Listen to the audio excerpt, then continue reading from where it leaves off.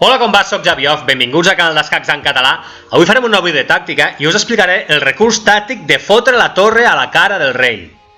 Dic el verb fotre perquè te'n recordis bé d'aquest recurs tàctic. Vull que l'interioritzis bé i que l'utilitzis a les teves partides. Fot la torre a la cara del rei. Aquest recurs tàctic de fotre la torre a la cara del rei no només el pots fer tu a les teves partides, sinó que també l'has de tindre en compte perquè també te'l poden fer a tu. Per explicar aquest recurs tàctic de fotre la torre a la cara del rei, us porto 3 partides personals. Comencem amb la primera. Mouen les negres i guanyen. Si vols, pots parar el vídeo durant un parell de minuts, analitza la posició i troba el moviment guanyador de les negres. Doncs bé, desconec si has parat el vídeo o no, però jo aquí amb negres el primer moviment que va vindre al cap va ser torre H8 escac. Però veia que podíem parar l'escac amb torre H3 i llavors em vaig trencar el cap i vaig decidir fer una altra cosa. Tot i que aquest moviment també és guanyador perquè al tapar l'escac amb la torre H3 aquest peó resta indefens, llavors vindria un reina per peó a escac i seria mortal. Però això no ho vaig veure a la partida, entesos?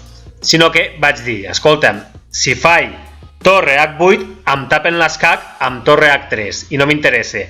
Què puc fer més? I em va vindre al cap el recurs tàctic de fotre la torre a la cara del rei.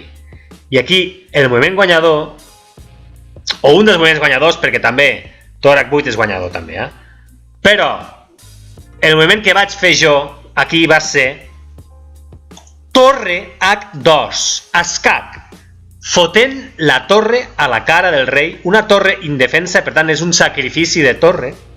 Aquí el rei no té cap casella, no pot anar a la columna G, perquè hi ha la torre dominant la columna G, per tant, l'únic moviment possible de les blanques en aquesta posició és cruspir-se la torre.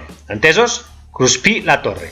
La torre era inicialment aquí, a F2, i l'he mogut fins a H2 fent un escac a la cara del rei per donar pas després a la reina que pugui incorporar-se a l'atac. Entesos? Llavors, ara el rei matarà la torre i la reina s'incorpora a l'atac i ja és escac i mat en poques jugades. La partida va continuar amb rei per torre, obligatòria, i reina F2, escac. La reina ja entra a matar.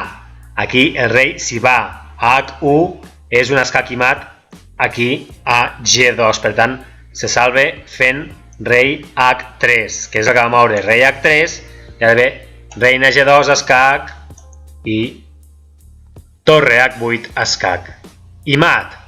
Podien tapar l'escac amb la reina, però escac i mat. Entesos? Doncs bé, tornem endarrere i repassem aquest recurs tàctic de fotre la torre a la cara del rei. És a dir, som en aquesta posició. Si fotem la torre a la cara del rei, el rei està forçat a cruspir-se la torre i ja pot entrar la reina a matar. Entesos? Anem a per un altre exemple. Mouen les blanques i guanyen. Si vols pots parar el vídeo.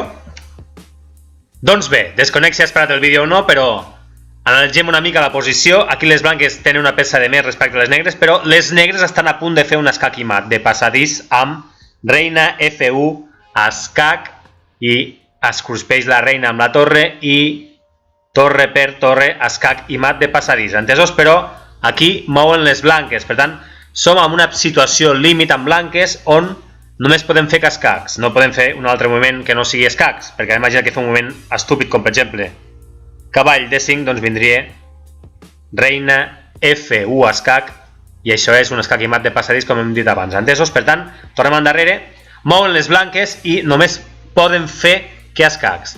No es pot trencar la cadena d'escacs, perquè si no han begut oli.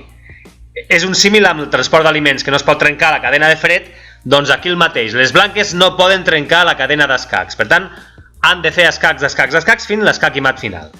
I aquí, la jugada guanyadora, o una de les guanyadores, perquè hi ha dues línies per fer escac i mat, la que jo vaig jugar amb blanques va ser reina H5 escac. Aquí el rei només té una única casella, que és a G8. Entesos? Va fer rei G8 i ara ve el recurs tàctic de fotre la torre a la cara del rei per continuar fent escacs. Entesos? És torre per G7, fotem la torre a la cara del rei matant un peó. És un sacrifici de torre perquè la torre no està defensada, però ens permet continuar amb la cadena d'escacs. Ens permet no tallar, no trencar amb la cadena d'escacs. Entesos? Torre per G7 escac. Fotem la torre a la cara del rei. Obligatori que el rei mati aquesta torre. No pot anar enlloc més que matar la torre. Rei per torre i ara vindria reina per G5 escac. Continuem la cadena d'escacs, no? Rei H7 va jugar el meu adversari i aquí vaig moure torre E7 escac, em va tapar l'escac amb un torre F7 i ara ve reina H5 escac, rei G7 i cavall A6 escac, rei G8 i reina G6 escac, tapant l'escac i torre per escac i mat. Entesos?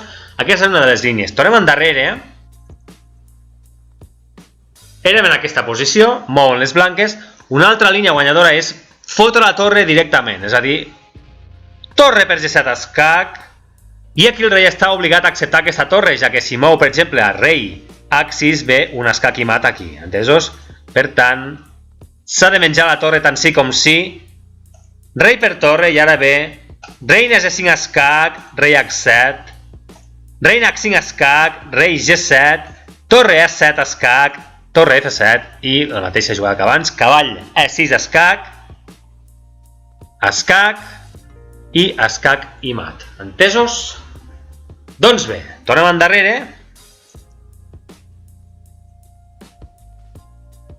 Repassem el recurs tàctic de fotre la torre a la cara del rei. En aquest cas hem fet reina H5 escac, el rei aquí, i ara posem la torre a la cara del rei per continuar amb la cadena d'escacs posterior. Entesos? Doncs bé, anem a veure ja el darrer exemple d'aquest vídeo. Doncs bé, jo aquí jugava amb negres i vaig moure, és un endgame, no? Un final de partida, amb una torre i una reina, partida bastant igualada. Jo vaig moure aquí D5, atacant el peó d'A4, aquest peó no pot matar perquè la torre cauria, la torre de la columna A cauria, no? I aquí el meu adversari en blanques em va jugar una jugada molt bona que no m'esperava, que va ser F6 escac. Uf, no me l'esperava i és boníssima. Rei G8. Per què és boníssima? Doncs perquè aquest peó aquí molesta molt, està controlant la casella G7 i si la reina es cola a H6 em farà un escac i mat a la cara. Molts problemes. Entesos? He de continuar amb reina E3 ja apuntant malèficament a la casella H6. Buf, quina por, no?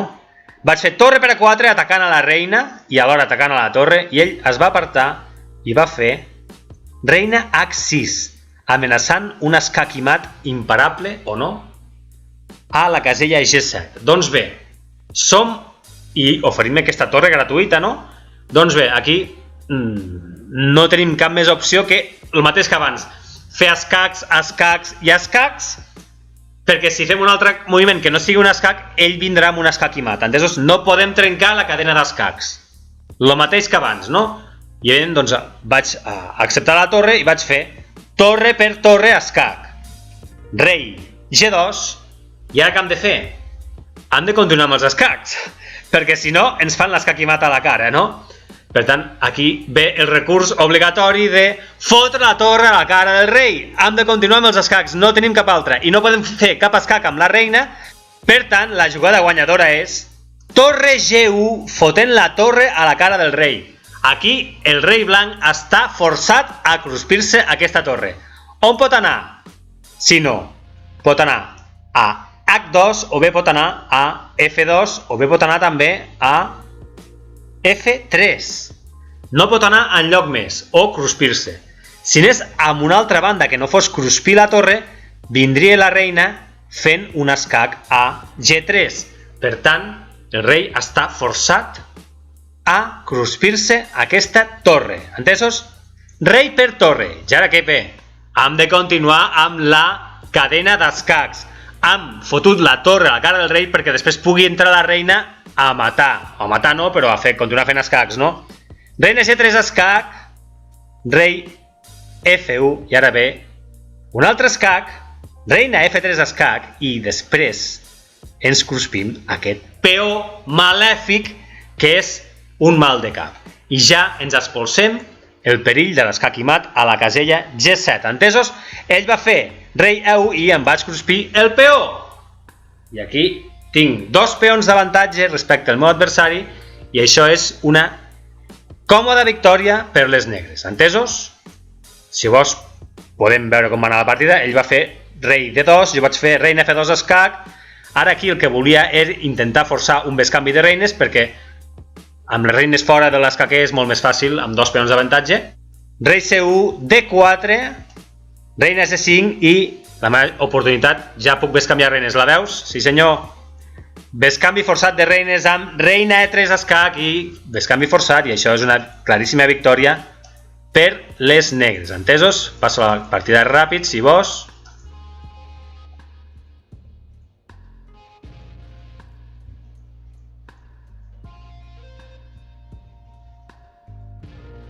I ja està. Ara aquí el rei blanc només pot anar amb aquesta casella i posem el rei a la nostra casella F2 per protegir la coronació del peó de G. Entesos? Doncs bé, tornem endarrere i repassem el recurs tàctic d'aquesta posició. El recurs tàctic de fotre la torre a la cara del rei, que el meu adversari no hi va pensar que jo tenia aquest recurs.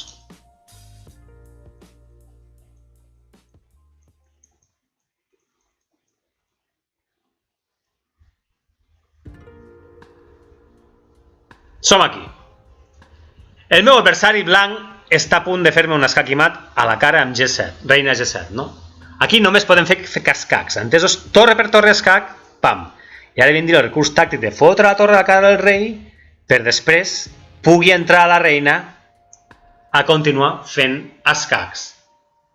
Doncs bé, fins aquí aquest vídeo escacs en català. Espero que t'hagi agradat tant com a mi i ens veiem en una propera ocasió. Merci. Adeu.